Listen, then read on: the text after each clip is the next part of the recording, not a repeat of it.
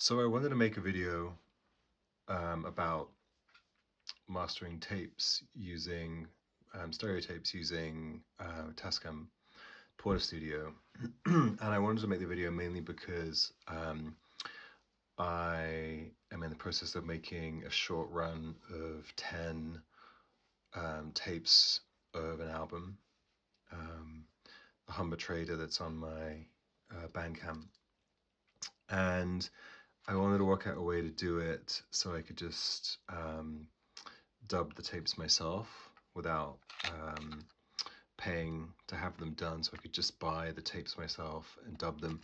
And there was a lot of misinformation online about how to do it with a Tascam Portastudio, and I picked up this mini studio Porta 03 for 20 quid from a guy nearby who couldn't get it to work, and I opened it up and it was just a loose wire to the motor, which I soldered back on, and it works perfectly.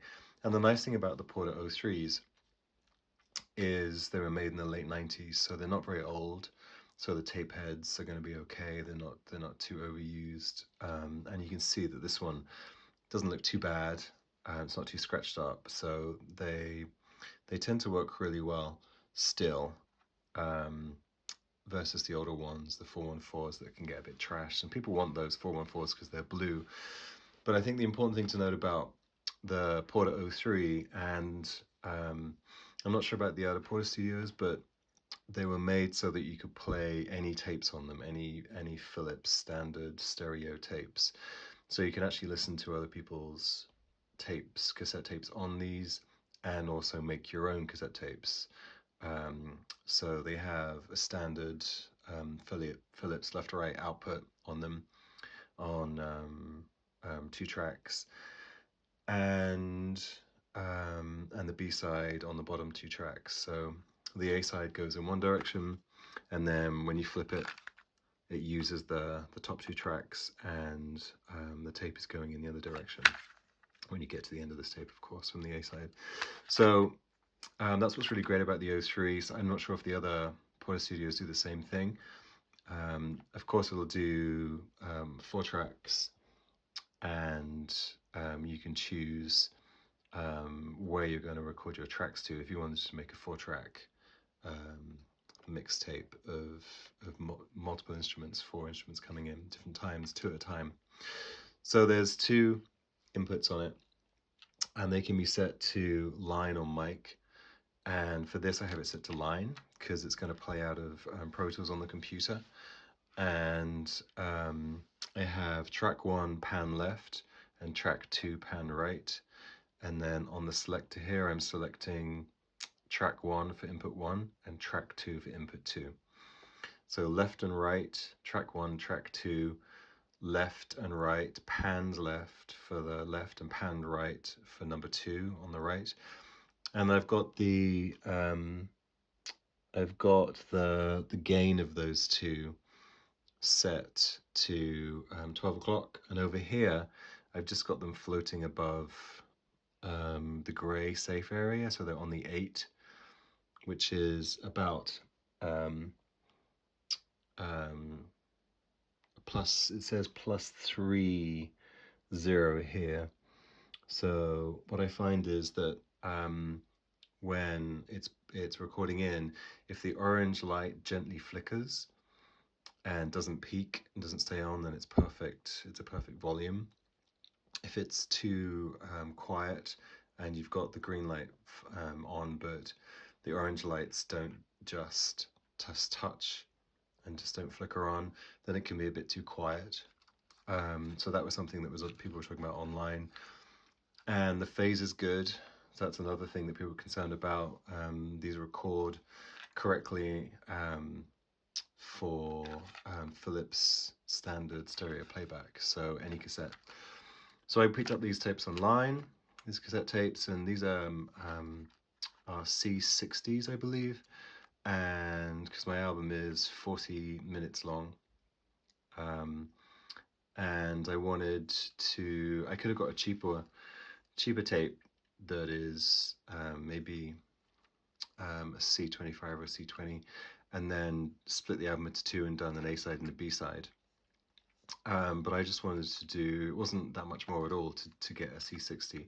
And then I can put the whole album on the A side, and then I can put the whole album on the B side.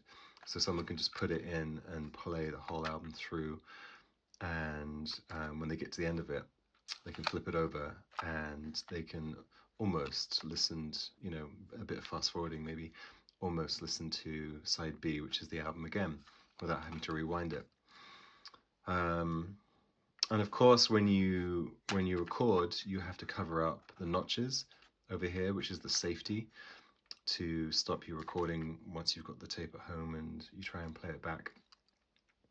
And you just pop it in as normal and then stick it into pause mode. So a note on monitoring, what I found is I'm coming out of the stereo left and right over here, and I'm not using the headphone to monitor. I'm actually monitoring the output of this left and right into a separate headphone monitor that's off screen a bit. And I'm using that because I trust that headphone amp to be really true to stereo left and right, and these left and right outs should be what's coming in, bounced in from the tape. Because I found that when I monitored out of the headphone, I found that one of the channels was weaker, and so I was compensating to get stereo. So one channel was a bit louder, and I was pushing up one of these, the left fader, a bit higher to get it in the stereo field in the middle, and it was because the headphone potentiometer is a bit crackly and a bit weird and not giving an equal signal out. So don't trust the headphone outs of these. Monitor the out from the left and right out and make sure that, and even then I think I've pushed up one of these sliders a teeny bit more than the other to get a really good bang in the middle stereo field, and I'm using some Bear Dynamics that I trust. So I've got a really good representation of my music and how it's sounding. And what's really nice to do this is that for me in Pro Tools or any other kind of DAW software, you can actually adjust each track to the volume you need for each track. If one is, even though they've been all mastered, if one's a little bit too loud, then you can bring it down a teeny bit and get a good balance across the range. And you can see that, how it's performing on these little LEDs. You can see if all of your tracks are peaking nicely onto the orange a teeny bit. And so I've adjusted my tracks in Pro Tools to make sure that they're all the same volume as they go through. So then I just stick this into record and play whilst I'm in pause mode. And what I do is take it off pause and I just let it run 5 or 6 seconds to run out the leader and get to any of the beginning tape stuff, which can be a bit crappy sometimes.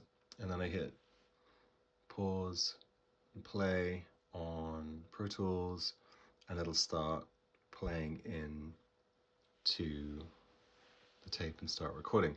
And then I just let the whole track record for 40 minutes and then let it run out and record any of the blank tape at the end, so it's completely blank.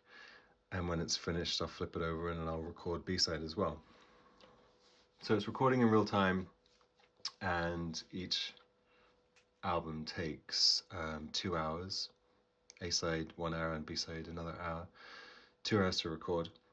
So I'm only doing 10 tapes, as it's a real pain in the butt. You can notice up here that I have modded this Tascam with a pitch control on it. It didn't come with that. And to do that, I had to switch out the motor to, I bought a new motor, a PWM motor, pulse width modulation motor. And that allows you to put a potentiometer on it to control the speed of the motor, and it allows you to put a potentiometer on with a basic circuit. But for this, what I found with that is that it's really hard to control and find the correct speed to listen to tapes, the standard speed. So it's hard to listen to my friends' tapes and other artists' tapes that I want to listen to And then to actually dub at the right speed, to make masters at the right speed like this is really impossible once you've got that pitch mod done. So I switched the motors out again. So I have the original motor back in here to make sure that it's playing and recording at the right speed. And I think I'll probably leave it like that because it actually makes it makes the loop tapes that I perform with to make my music with consistent. Because the thing about the pitch control is really nice that you can slow down your loops into really long, double or triple length loops that they would be with the pitch control. But there's no consistency in that when you go to use it again, when you go to perform or use the tape player live. Um, mixing it in with some other stuff, then it's not consistent at all. So at least this way, I might go back to the PWM motor again. I don't know, we'll see. Or I might just pick up another 03 because you seem to be able to get them for like £100, which is pretty good. So like I say, people are ignoring these a bit because although any tape player is now just gone crazy, people go nuts for them. But the blue ones, the Portastudio, the blue 414s is what everyone wants to collect because they look cool. So these are a bit overlooked. They're sort of 90s looking. But I think because of that, you'll find that the heads haven't been worn in. And like I say, I picked this one up for £20. So go out there and grab yourself a Porta 03 before people learn that they're useful.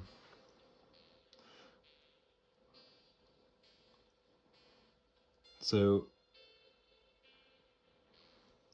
you're starting to see the green peaking.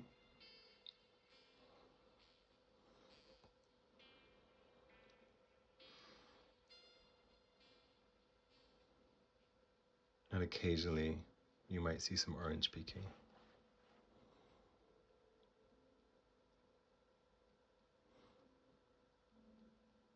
And when I've recorded the B-side, you'll actually see track 3 and 4 light up because that'll be the A-side when we turn it over. That'll be the A-side when it's flipped, being played but in reverse.